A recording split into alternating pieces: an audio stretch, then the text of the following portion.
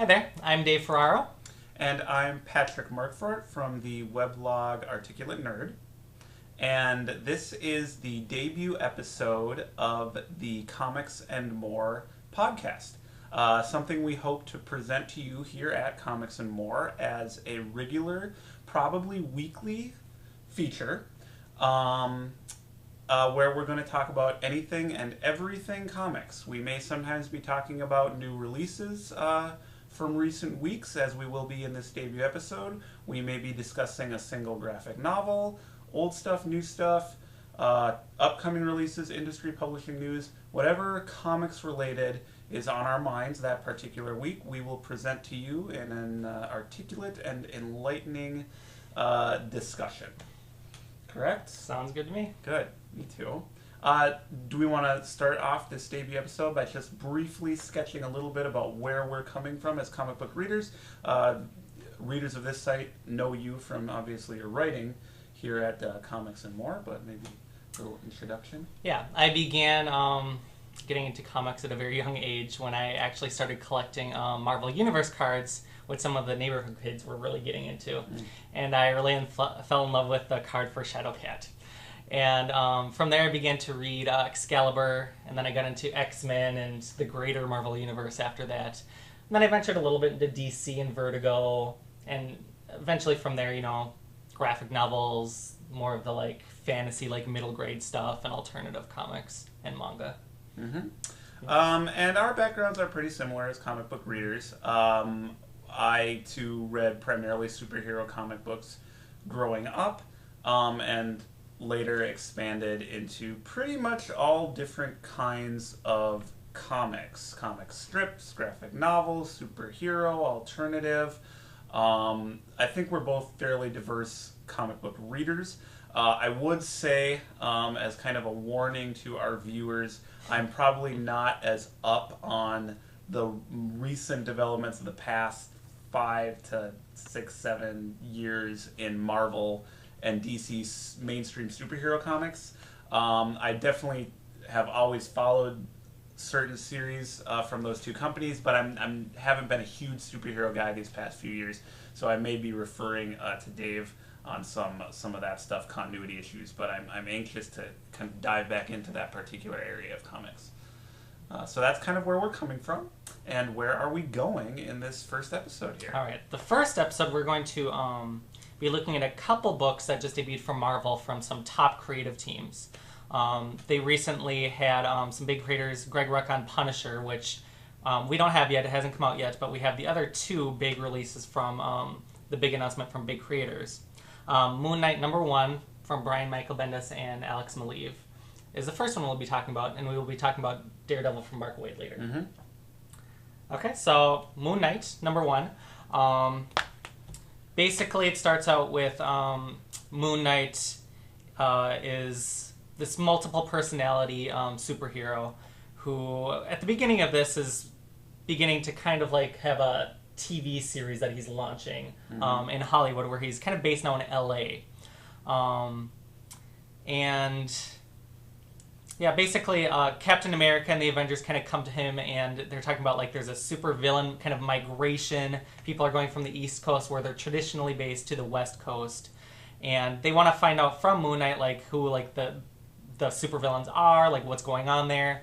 There's hints of a new Kingpin on the West Coast that they want him to kind of discover who that is. So basically Moon Knight is trying to figure out what is going on here and kind of establishing himself as the West Coast Avenger. Mm-hmm. He's recently been seen in Secret Avengers, which is with Captain America. So that's why Captain America's kind of in the picture with this. But yeah, I think it was a very solid first issue, actually. Alex Maleev is a great idea for the artist for this pretty dark comic. I've preferred Alex Maleev in past comic books that he's done, like Spider-Woman, which I actually really, really enjoyed. I know that was pretty short-lived just because it was turned into a motion comic, and Alex Maleev was doing the tedious task of drawing things over and over again for each issue, and he got burnt out on that pretty quick. Sounds like a terrible idea. Yeah. So, obviously they've moved on to other things, and I'm glad that they're teaming up again because this is a great venture for them. Great. So big thumbs up from you on Moon Knight #1. I like Moon Knight #1 as well. I really did not know anything about Moon Knight prior to this issue. I'm a pretty good Marvel Comics guy. I mean, not in the past few years as much, but I basically know the Marvel Universe and the Marvel characters. Moon Knight, though, has eluded me. I don't really... I only vaguely was aware of who he is and what his whole deal was. I vaguely knew that his name was Mark Spector, and I knew there was something with multiple personalities or some kind of mental instability, which is touched on at the very, very end of this comic, in the very last page. So I came into it fresh as far as being a Moon Knight fan. My big draw, and what I think was probably the big draw for a lot of people with this comic book, was the Brian Michael Bendis, Alex Maleev writer-artist team. This is probably their first real big, high-profile, ongoing effort, with the exception of the Spider-Woman comic, which ended up being rather short-lived, since their run on Daredevil from quite a few years ago, which is excellent. The really terrific run of comics on that character, kind of considered sort of a modern classic, I think. I would think so. Fairly acclaimed. So I feel like this series was really sold on their names. I don't know, maybe there's a big Moon Knight following. There probably is. I'm sorry, Moon Knight fans, he's great. So that's what I came to the comic for. I didn't know a lot about Moon Knight, but as he was presented in this comic book, he's a pretty appealing character. He is presented... There's somewhat of a light-hearted tone to this, actually. I mean, it is a dark, kind of noirish atmosphere and story, but the Mark Spector character himself, he's not a grim, brooding, kind of depressed character in this issue. I think he has been in the past. In the past. Definitely. David Finch's run on it from a couple of years ago, I was not a fan of. It was way over the top, way dark. I know a lot of people liked it, but I was not a fan. This definitely has a little, tongue-in-cheek. Yeah, he's in his civilian identity. He is creating a television series loosely based on his actual adventures. So yeah, there's a sort of light tone to the character, even though the setting is rather dark, the art style is rather dark, noirish. So I found the character appealing. I found the story in this first issue appealing. It's basically a mystery. He has to figure out who this new mysterious Kingpin-esque character is that's operating on the West Coast. There's a mystery involving an Ultron robot. Mr. Hyde makes an appearance. Yep, and Mr. Hyde has a great fight sequence. Yeah, a good fight sequence. And there's a shadowy, the mystery villain at the end. And on the very last page, there's a twist, which potentially I think will add a really interesting element to this book, because not only do we have an interesting ongoing narrative, we have an potentially unreliable narrator in Moon Knight. And we don't want to say too much more about that, because it is a kind of a neat little twist on the last page. Nothing earth-shattering, but enough to kind of make the comic book stand out a little bit and make me really interested to see where they're going to go with it from here. Sure. So I really enjoyed Moon Knight on a craft level. I will say that Alex Maleev, a little bit of his art and some of the action sequences was a little hard to follow. Yep. The Mr. Hyde fight was done really well, but there was an instance where I had to kind of stop and try to get my bearings a little bit with what was going on. The boat sequence. With the boat, yeah. I mean, I'm definitely an Alex Maleev fan. He did a good job throughout the issue. In that particular fight, which was complex as far as the staging, because you had a character under the water, you had a boat with another character on it, and then a character above it. Yeah, I think that's what's going on. Yeah. It was a little. The setup was probably more confusing than it needed to be or was intended to be. So a bit of maybe a drop ball in there a little bit, but it didn't throw me out of the story that much.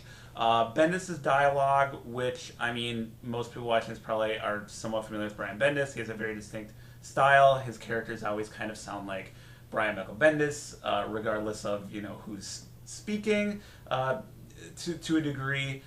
Here it worked well. I thought it worked just fine. And I think some people like Spider-Man, when he talks to Spider-Man, I think he gets the Spider-Man character. And well, I think the Spider-Man character is close to the Bendis voice. That's why I do. I think the best. That's why the one of the few Marvel comics I have been following these past few years, since its first issue, is Ultimate Spider-Man, written by Brian Michael Bendis. Because I think the Brian Michael Bendis voice, which is very distinct, is particularly suited to teenagers. I think it works a lot better coming out of the mouths of 15, 16-year-old kids than it does sometimes coming out of characters like Nick Fury or Captain America. With like wisecracks in the sides and stuff like that. Yeah, it's just kind of a youthful, kind of sardonic kind of edge to it a little bit. It's not as distracting in Ultimate Spider-Man. It's not distracting at all in Ultimate Spider-Man in the way that sometimes it's like, this person used that phrasing and stuff like that. So I haven't been following a lot of his books. But Ultimate Spider-Man I thought works really well. So I think that's why maybe Spider-Man sounds good when Bendis is writing him, because Bendis is just kind of talks like that anyway. But I feel like I'm selling Bendis short. I mean, he does the Bendis dialogue, but he's constructed a compelling mystery in this first issue, and he and Alex Maleev obviously had a terrific run on Daredevil, and we'll see what happens with Moon Knight. I have high hopes based on this first issue, and plan to get the second, which is about as high praise as you can give a debut comic book issue these days. Yeah, and I like how he's established as like the LA superhero kind of, and they're kind of like referring to him a little bit to figure out what's going on over there. Yeah, but aren't there a lot of superheroes hanging out in LA? Everyone's going over there. What's Runaways came over. That was good. I think they were first. That was good. And then I like Runaways. Yeah, and then the X-Men are now based in San Francisco. So that's kind of neat, and it makes sense that supervillains would obviously be migrating over there too. There are only so many supervillains that can be in New York and trying to be Kingpin. Yeah, I feel like in the past, like the West Coast based superheroes have not really worked for whatever reason. Yeah. Like, Avengers West Coast. Avengers West Coast, and I think She-Hulk is out there. That could be. It just, I guess the Marvel characters are so identified with New York.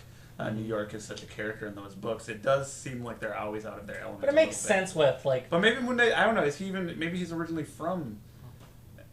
I don't know. Couldn't tell you. I haven't read those early ones. Yeah. So anyway, it was good. It was good. It was good. Yeah, it makes sense for some of them though, especially the X-Men. I feel like going to San Francisco of all places. Yeah, I get it. That cast. There's a lot of like especially in the movies, there's a lot of like gay themes to being a mutant and. Yeah, I think really gay.